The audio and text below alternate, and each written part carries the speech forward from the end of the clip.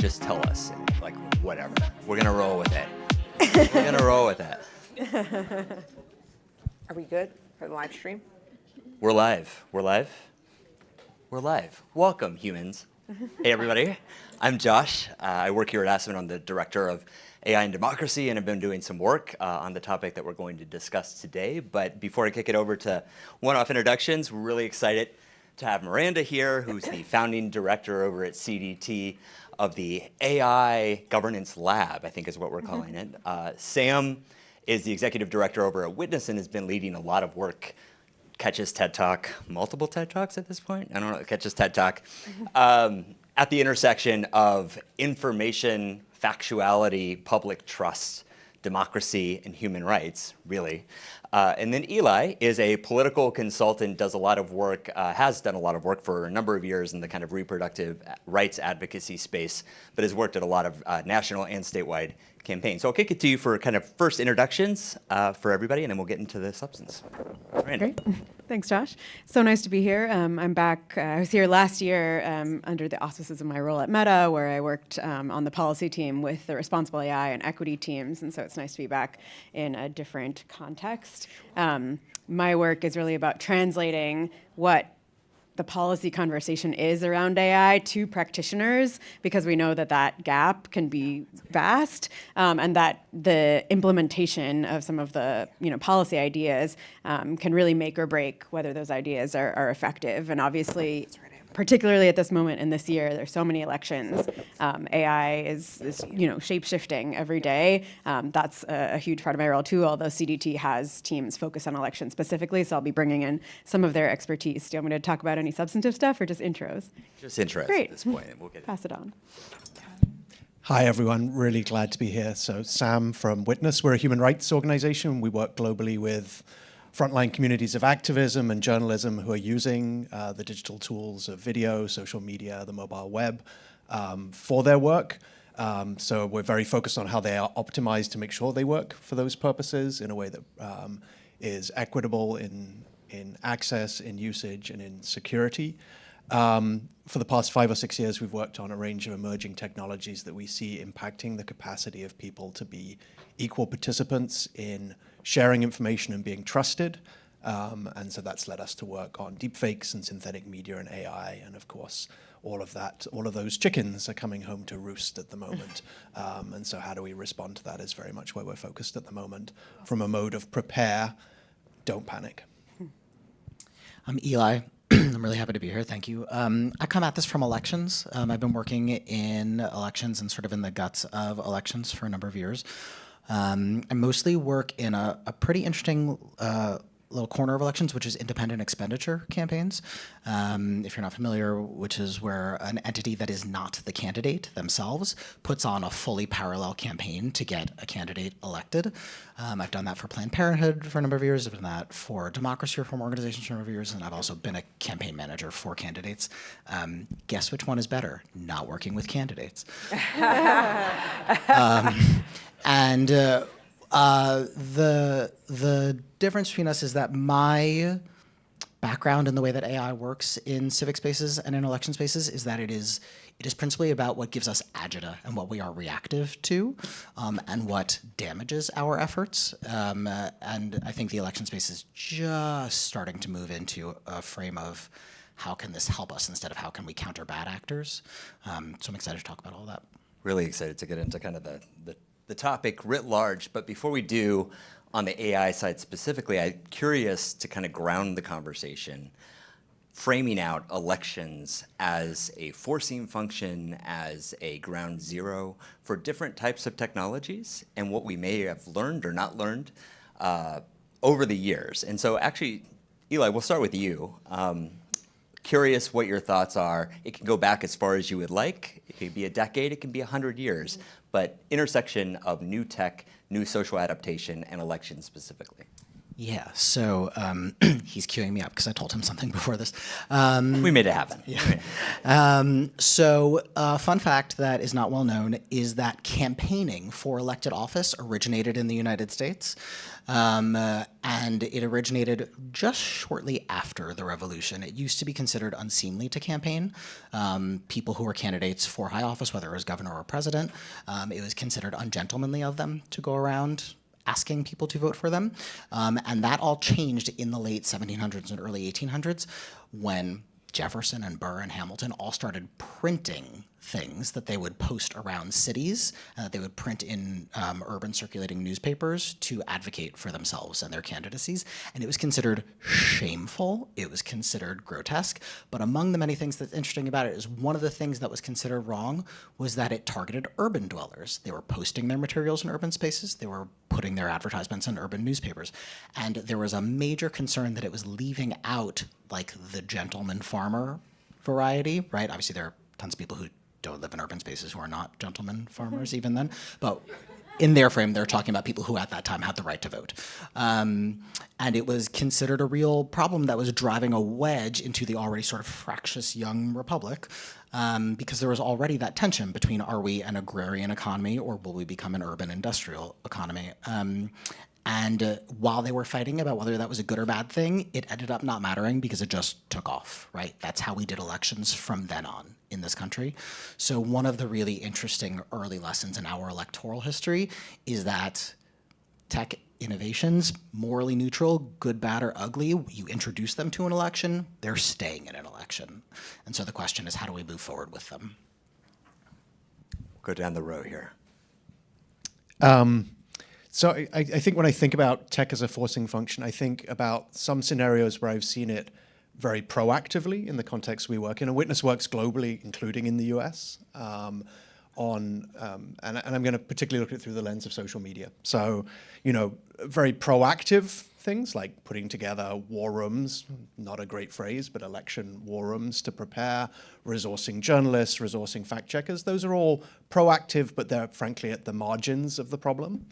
There are reactive solutions, and a lot of my work is, and I'm not supposed to say this on a panel on elections, is decentering elections and looking at what's not happening during the elections. So I think about, obviously, you know, responses to things like the Myanmar genocide and trying to think about how we improve AI-based classifiers, but also really think about how content moderation works very broadly.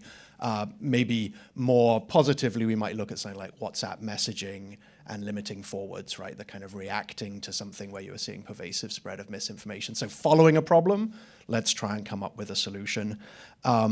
And I want to put the layer that we also encounter, and I think we'll encounter around AI, and we are seeing, for example, in the Indian elections, of coercive action by governments, using elections as a forcing function on companies and on civil societies. We've got proactive, reactive, and coercive. And I guess what we want to put out in a vision is much more, how do we have more of the proactivity in a more inclusive way that is also more structural. And I think that's when I look at kind of my experience of looking at tech, particularly around social media, which is what we got to learn from what we didn't do well as we move into the AI era, is how do we move away from the parts of that were reactive, too late, or temporary, and not structural. From my perspective, I think elections, especially in the US, although certainly not exclusively, are a quintessential equity issue because it's very much about who is given the agency to have their voices heard and what are the structural issues that prevent people from fully participating in the institutions that will enable them to do so. And there's so many lessons to learn about the ways in which we have made progress and regressed in equitable participation in political processes over the centuries here that I think from a product and technology perspective we can learn from. How do we know if there are disparities? What are the structural issues that we might not realize, or some people might not realize are preventing people from participating, and other people were very conscious about those choices that they made. Lots of parallel lessons to learn.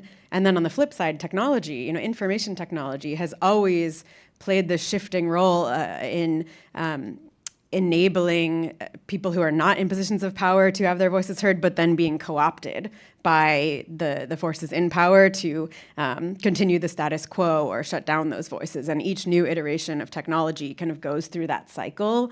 And political campaigns in particular have tended to be on the forefront of some of the newer technologies, especially recently, the Obama campaign, what was his name, got on the table, Howard,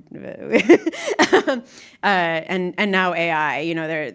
These tools enable campaigns to scale their messages, to personalize their messages in ways that they see being useful, and for candidates who wouldn't otherwise have the resources to participate, that could be really great. And for candidates who have designs on what electorate they want to come out and vote for them with a grander design toward what policies they ultimately want, like that could end up being a tool to perpetuate the inequities that society experiences right now. So I think that both that legacy of elections as an equity issue and the role that technology plays in shifting power are just a great instigator for the conversation.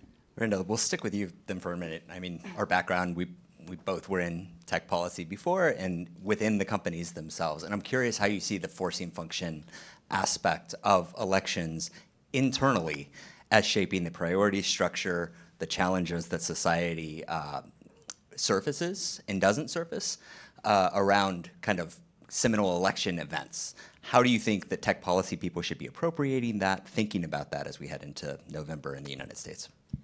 So as I'm sure everyone in this room feels viscerally, there is a lot to do within these companies, and the name of the game is prioritization, and there's always questions around what's going to end up being prioritized, what resources will be allocated to what, and unfortunately, timeliness and public attention is one of the factors that leads to those prioritization decisions. Within that, tech companies, and this is some research I did back when I was in an academic context, there's a spectrum of the motivations they have to make policy decisions, to make prioritization decisions, product decisions, et cetera, from like intrinsically understanding the role they're playing in society, and especially the social platforms in their early days were trying to take on this grander role in society and mediating kind of information, and appreciated, the extent to which that was the case. In other cases, they just understand that in order to have legitimacy with the broader market, with their users, with the public, and with policymakers, they need to, be sensitive to that role and kind of make reasonable efforts to make sure they're not disrupting something. And in other cases, it's more about like crisis management and fear that something acutely wrong is happening and they're going to be to blame.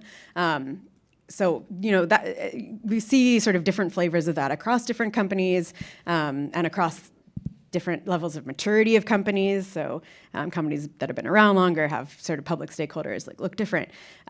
But regardless of the motivation there, I think these big public moments do drive attention, and resources get paid to them. I think we're seeing less resources on elections this year, unfortunately, even though it's the biggest year for elections in some time and for some time in the future, and it could be a pivotal year.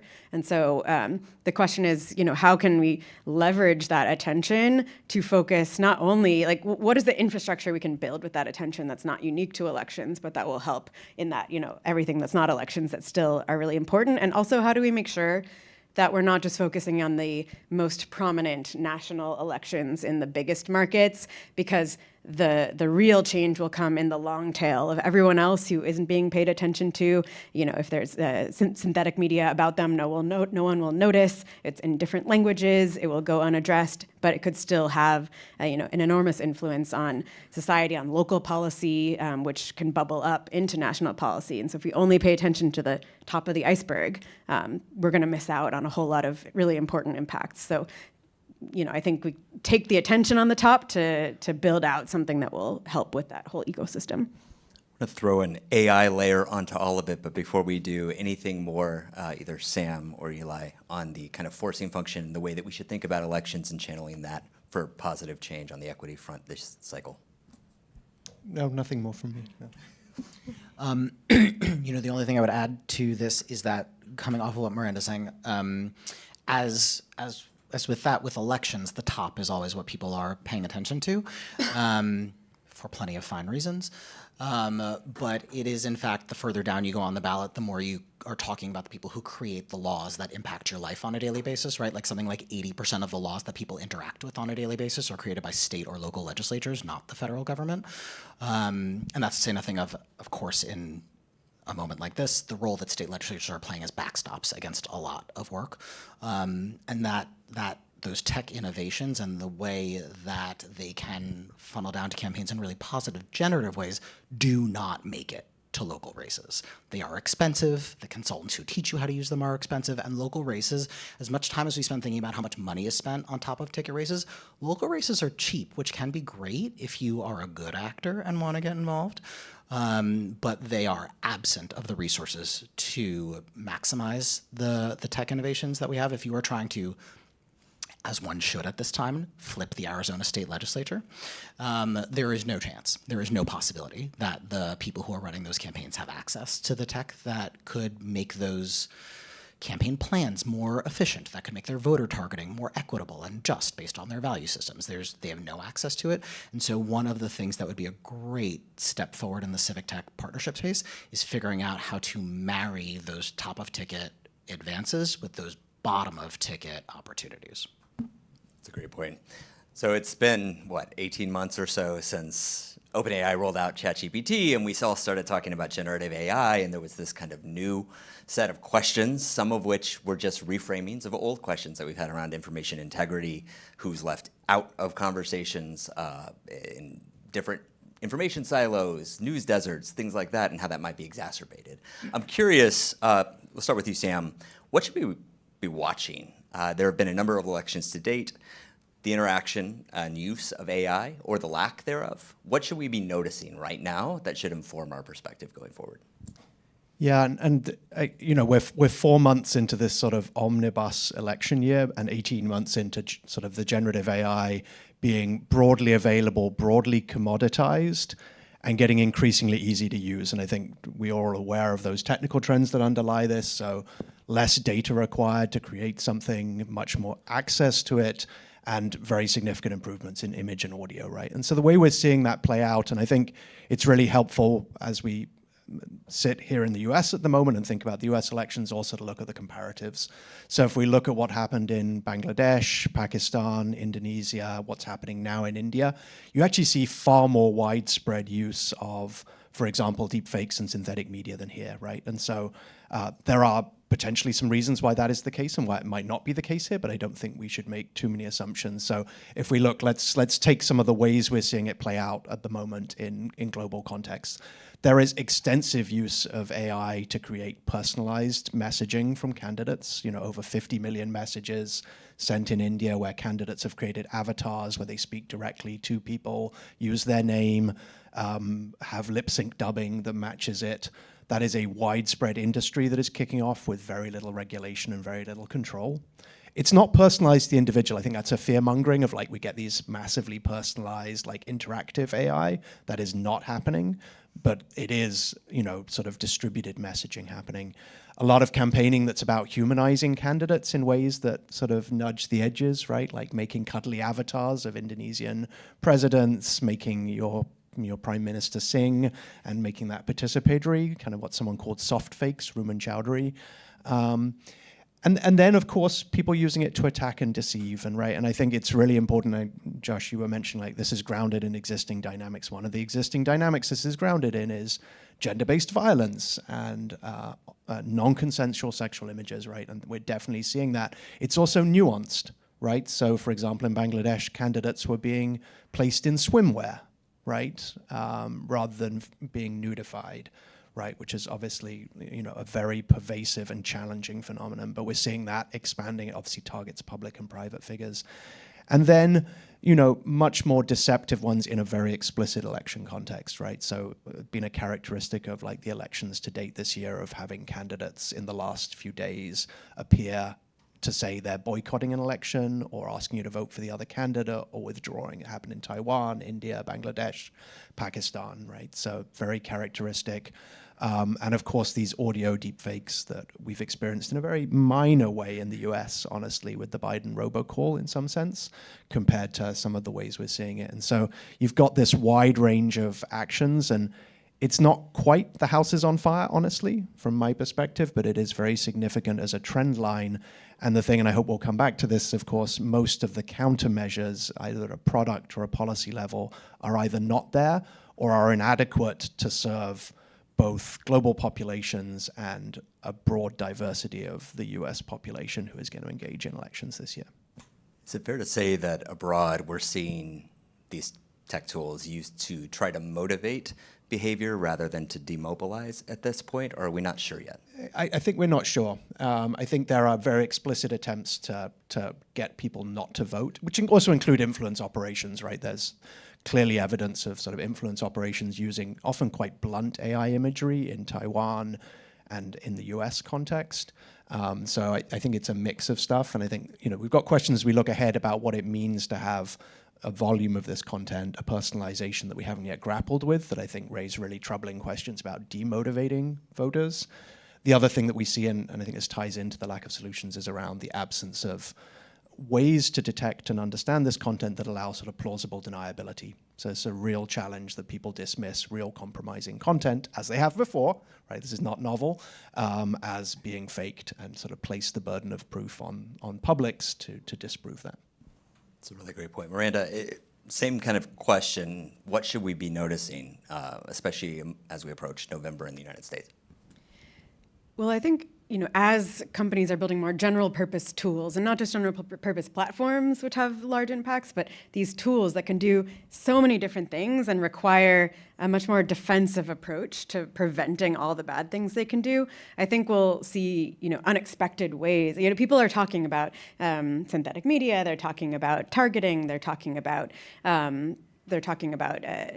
voter suppression, things like that. But there are probably going to be all sorts of things that people didn't anticipate. And the trick with this, and thinking about a general purpose technology and making prioritization decisions around what you're going to address, is that question of what can we imagine could go wrong, and can we build something to detect it and prevent it? And usually the first stop of any multinational company is English, maybe Spanish, maybe another language, because that's the most prominent and noticeable sort of set of issues, and that just leaves so much on the table. So if we notice something in the U.S. or English context at all, we don't know that we will.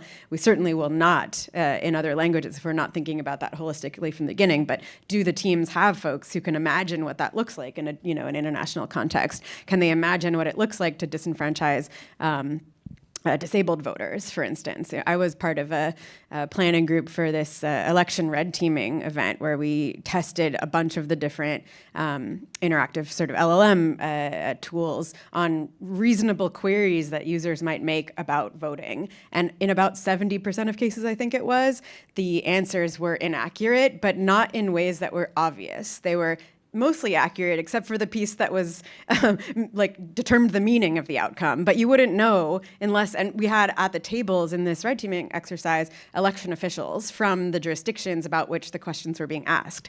And only by having them sitting at the table, they could be like, that sounds reasonable, but that's actually wrong. It's outdated, or there's a court case, or you could imagine how someone would think that, but that's not the advice we give to the poll workers. And so figuring out what the threat scenarios is different than in other products where it's just is it failing, or are people, falling off, or are they being denied opportunities or something, which is still hard to detect. We don't have the best ways to do that, but it's at least a little bit more tangible. And in these cases, the issues are more subtle and more cumulative. And, I think we'll get pretty far along before we quite realize the issues that are coming up. So that's the biggest thing I worry about, is that there's a lot of attention to the biggest and loudest and most obvious issues and still not solutions to them. But there's a lot more that's going to be coming up that we'll need to be ready to tackle once it sort of takes form. Eli? A prediction that I hope is wrong, but I think is right, is that I would wager in the American 2024 context, and I'm sure 26 and on, most of the advances, the meaningful tech advances, particularly in AI, will probably be used for suppressive efforts, not for motivating efforts.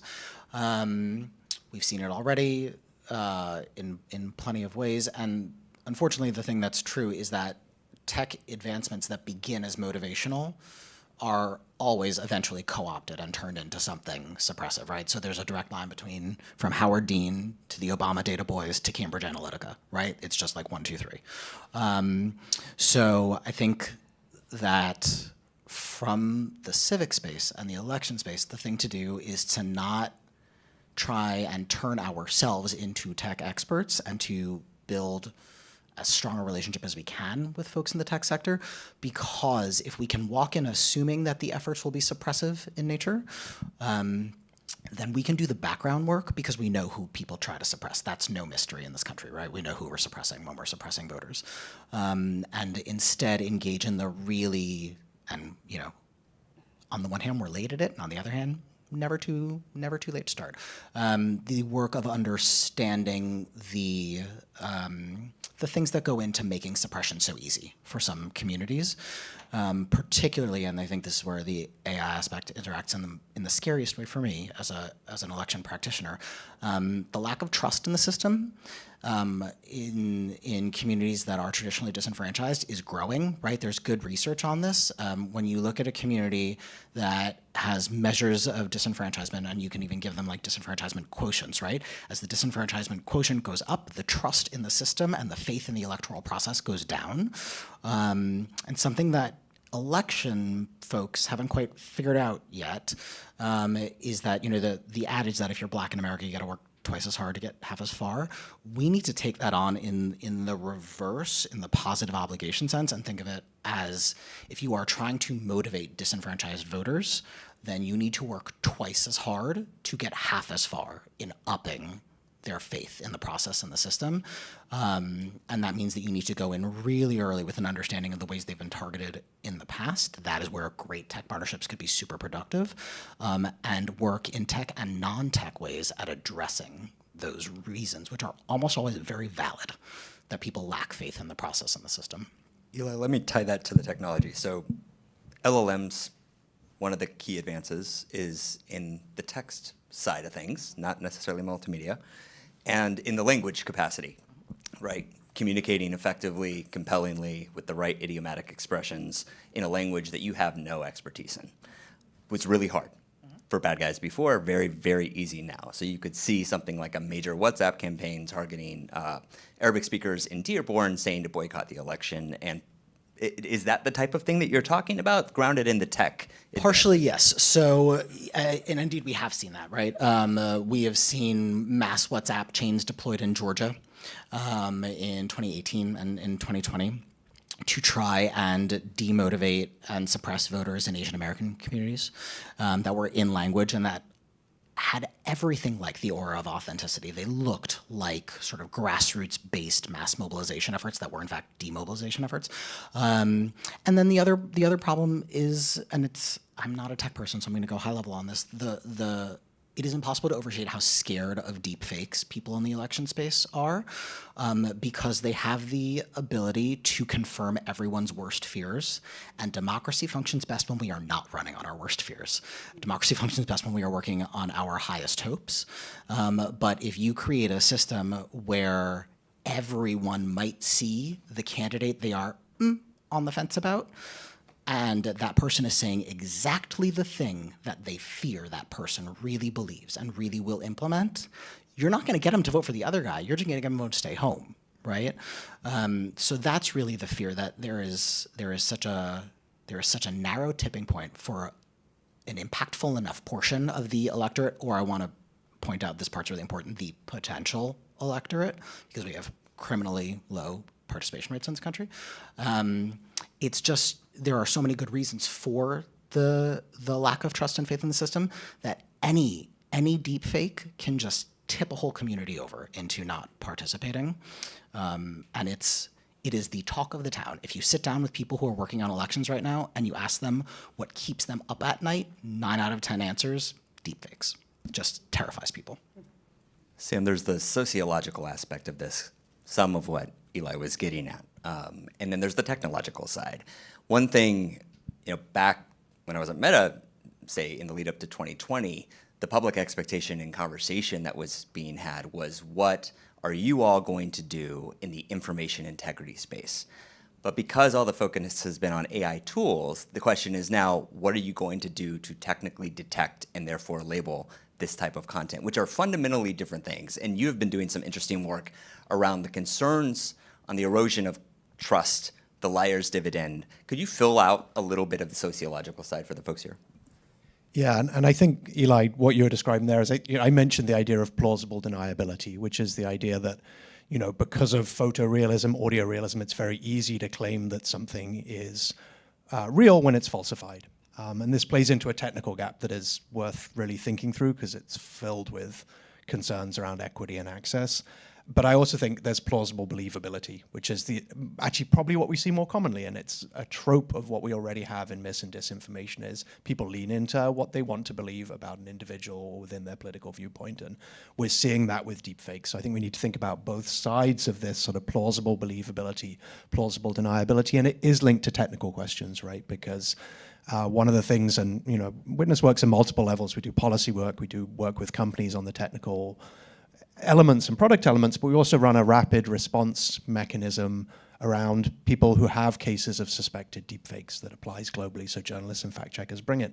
And the reason we run that is that for most frontline election officials, journalists, fact checkers, there are not reliable tools to be able to detect deepfakes, to be able to explain it to their publics in a climate where people are skeptical about scientific communication, where journalists and others are not well equipped to do this. And there's a range of reasons why detection tools don't work well. This is not to cast shade on people working in this space. It is hard to build reliable detection tools, but it's also hard to build reliable detection tools that are easily explainable to the public.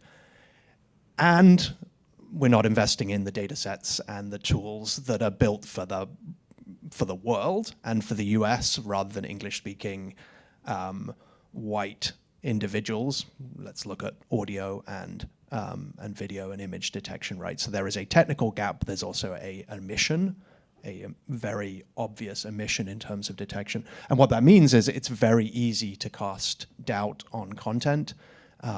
And we haven't invested in making sure that those who are most vulnerable and the communities who are most targeted by this have the most access. We've flipped it the other way around, right? So the communities that have the most access to detection are the ones who have the most resources and perhaps are the most well protected to begin with.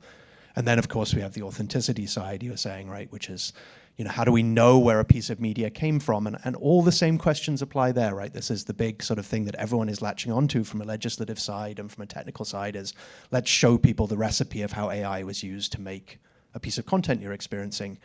But the decision-making around that is laden with questions around privacy, around access to tools, around how you build those in a way that doesn't reinforce bias or existing problems. And I think that's why this room needs to really invest in that space now, because the tools are not going to be here for this election. They're not going to be widely used, but they will be here in 2025, 2026. And we are setting the foundations for how we understand trust and who gets trusted in our societies. And that's not just about deepfakes, it's about all content. And I think that's the key right now, is to sort of think from that perspective. Even with the right forensic tools, it's always going to be a confidence interval, right? We are 70% sure that this is synthetic, et cetera. So it's always going to have an element of trust. We're only ever going to get to 85 to 90 with detection tools. So you got to work out, how do you explain 85 to 90 when people rightly are skeptical of the tools because they're not great for many communities and they're not accessible and they haven't been made accessible for those communities. That's a great point. Miranda, I'm curious how you're thinking about the risk that people throw up their hands and say, we're going to vote based on vibes, gut instinct, because we don't have facts. We don't know what's factual. How are you seeing that kind of risk set? Well, I think the risk of vibes is actually more pervasive than just in the elections, and I think it's coming up in all sorts of generative AI contexts. Relying on reinforcement learning from human feedback, relying on sort of these alignment procedures, which are like basically content moderation, but less structured and less inclusive. And we've forgotten the lessons that we've learned from making sure that those definitions about meaningful concepts that affect people's lives, that will be used to determine what information they can get out of a system or share on the internet, doesn't fall into the traps we've found before. I think we're forgetting all those lessons, and so, but we're kind of throwing reinforcement learning from human feedback at it and calling it okay. And it's like basically, an advisor of my team, his Dave Wilner, if anyone's familiar, he calls it vibes-based content moderation, and so I think that the rush to build out these exciting new tools is leading to shortcuts of all kinds, and that is going to lead to reduced trust in all contexts, whether it's elections or otherwise. But there's also some more basic and infrastructural questions that lead to that reduction of trust that don't have anything to do with AI. My organization a year or two ago did a report on websites of election officials across the country and found that I think it was less than half of them use .gov domain names. And so there's some pretty basic interventions that could create indications of a little bit more trust that maybe would say, yeah, this is like a real thing and they're the ones who I should get information from, and not this other website who's saying I vote on the day after the election. And so in the equity context, I think that that's an approach that I always found to be useful to take, because there's one approach in thinking about equity and access to elections, which is like the get out the vote to specific communities and meeting people where they are, and that's really important. But sometimes if it's more expensive, if it's controversial, if people then presume have a political motivation for something, that can create barriers to actually accomplishing that work, especially from a platform perspective and not from like a particular political persuasion perspective where that's expected. But thinking about what are those upstream interventions that actually affect people's ability to know what's going on, to access information, to access voting sites. Josh and I were talking about this phenomenon where a lot of polling places are in churches, which are not subject to the Americans with Disabilities Act. They do have some requirements around access, but if they aren't subject to it the rest of the time, are they really going to be up to par every couple of years in this one day where they are required to have more access? So what are these interventions upstream that are not necessarily tied to elections, but if we address them, maybe that will help in these key moments? And it gets back to, is our elections a good motivator for things? And in one sense, yes, timeliness and public awareness can, get resources thrown at things. On the other hand, if we only tackle things when there's that public attention and awareness, and we leave off this long tail of upstream interventions that could actually help in multiple contexts, that's leaving a lot on the table. And also things that might improve a whole lot of other things, like education systems, community services, things like that will increase trust within communities, that will build kind of social ties that are important to get out the vote later on. And so thinking about it just in the election cycle is going to be limited. The cyclical kind of nature of focus and inattention and attention, that binary, go back and forth. I am curious about how you're thinking there, because while this is the first AI election, right, if people sometimes characterize it that way, this is the most simple set of AI tools that we will ever see in any future election, right? But the concentration, the focus, the prioritization on this moment will decrease after this election cycle. So from a governance side, you lead the governance lab. I'm curious how you're thinking about trying to maintain push in those areas. Well, I think this election is not only influenced by AI, but it's also going to influence how we govern AI. Lawmakers right now are debating interventions related to elections, related to civil rights, related to thinking longer term about security and governance implications of AI. And they don't really know what they're doing. And some of those efforts might not go anywhere. Some of them might get passed, but then they still need to get implemented. And I think whoever kind of comes into power in local, state, national, international contexts will be playing a role in governing this technology, and their political interests are going to play a role in that as well. How aggressively are we going to try and protect against these issues if whatever worked this time got us into power? how much are we going to focus on longer term, future iterations of AI systems that could be really troubling, that could have quite a disruptive effect on democracy, but paying too much attention to them can take attention away from the existing issues that AI is already causing to people, communities, in terms of access to economic opportunity, jobs, credit, like voice, et cetera.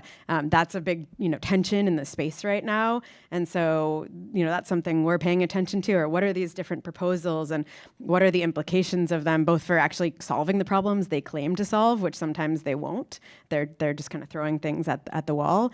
Or sometimes they'll be quite positive, but people don't quite recognize how some of the proposals, even if they don't seem to address the most acute issues, will actually be critical to building a structure where we can govern technology as society, where people can have a voice in how technology is governed, either directly, in conversation with the people building it through co-design, through participatory venues, or through, their elected officials and kind of having a voice in that broader context. So it's that, multi-level kind of intersection between the technology and governance question that we're thinking about. Eli, Miranda said it, there are areas where this is going to be acute, but acute is community by community, right? And we know the communities in the United States that have been just historically picked on in terms of democratic participation and disparate impact of these technologies and lack of focus around those communities. How should the folks in this room and watching in the kind of tech sector be thinking about maintaining an awareness of how these risks may manifest vastly differently across different communities? Yeah. The most, I think the most honest answer to that is a hard one, which is that it requires very local expertise.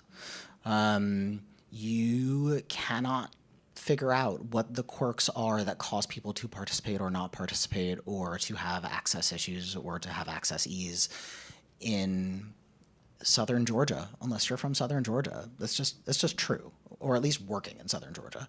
And so the most hopeful thing I could imagine would be that the tech companies that are really leading at the forefront of these things are doing the unsexy work of reaching out to the most local level people who are administering elections and also just administering like civic structures to figure out at that granular level what the potential is for messing things up there.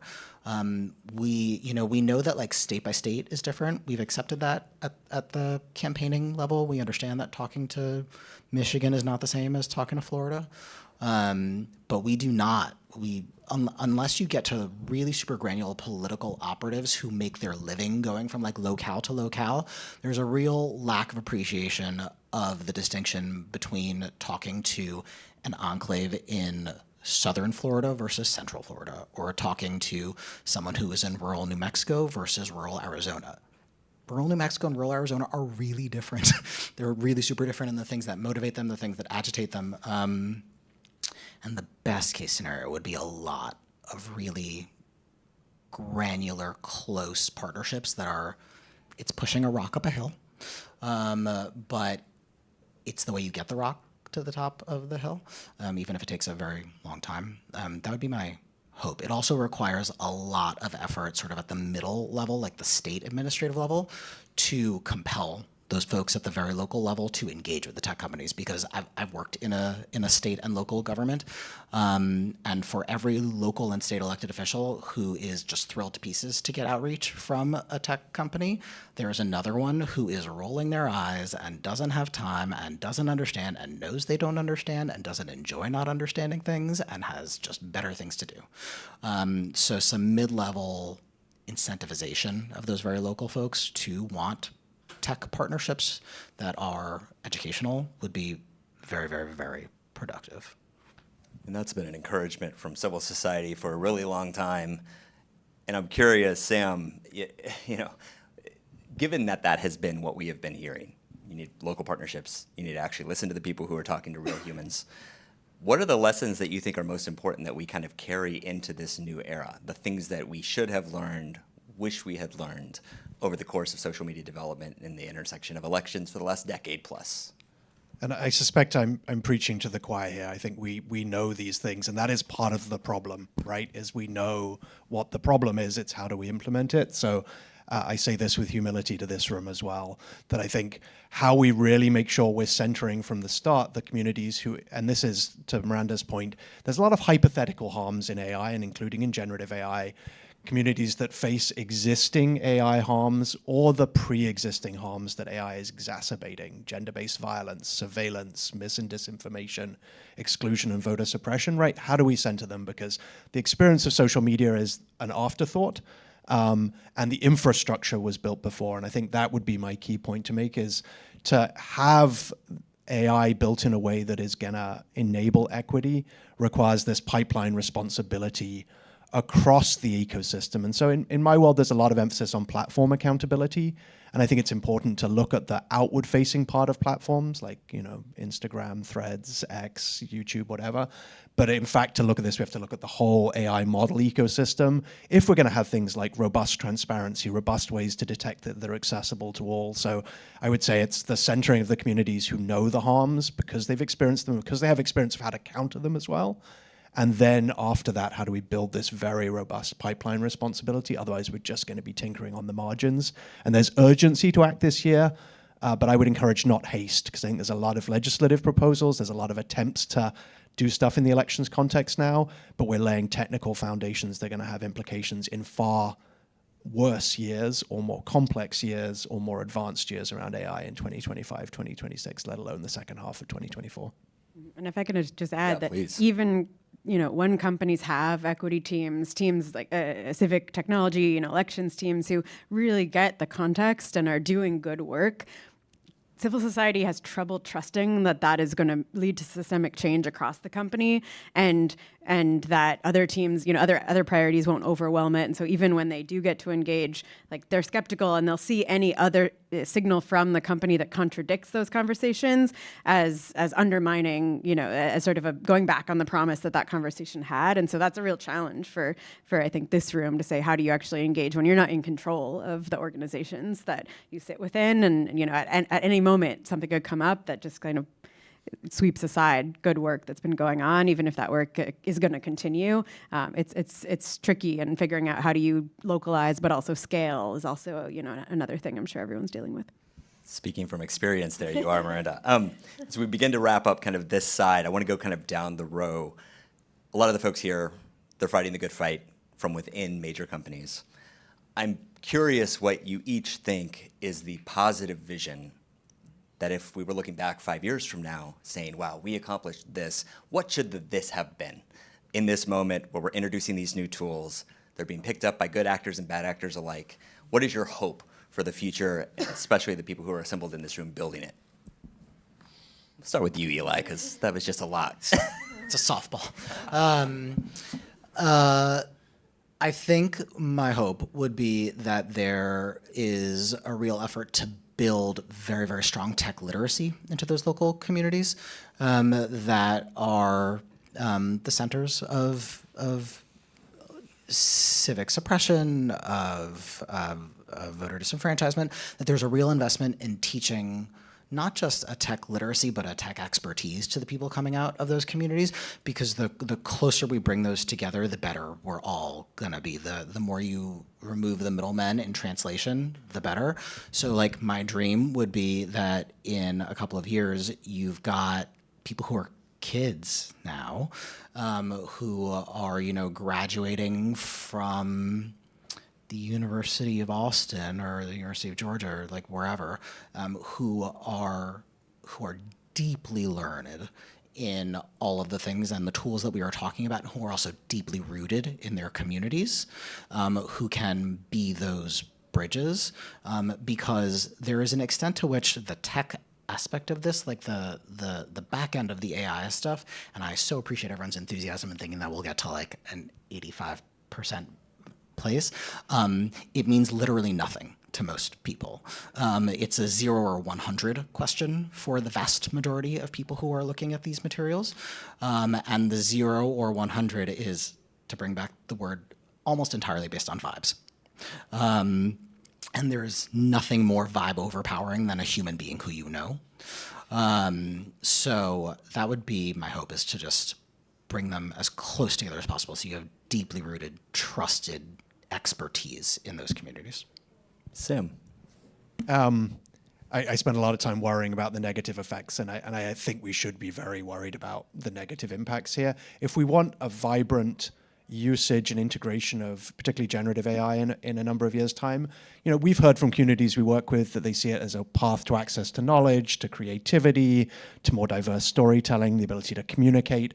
Those are all positive visions, but they all depend on the fundamental foundations that are being laid right now around how we design these technologies and where we place the emphasis and who is included there.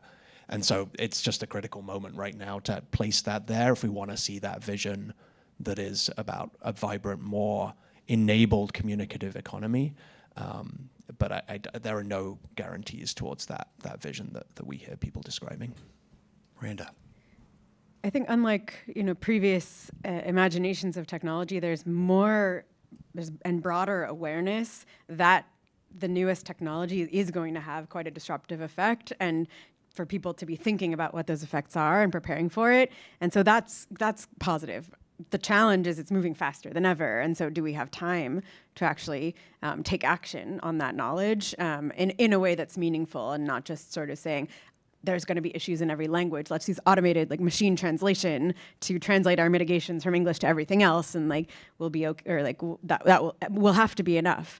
And so I think trying to figure out how to bring that awareness of the issues that I think even leadership of these organizations have. They know what could go wrong, to get them to turn that into buying some time for figuring out some of these issues. And if everyone can kind of work together a little bit, maybe the market pressure to get things out the door, extremely fast will go down, and everyone will have time to do that. But that's going to be the biggest challenge. Please thank our panelists.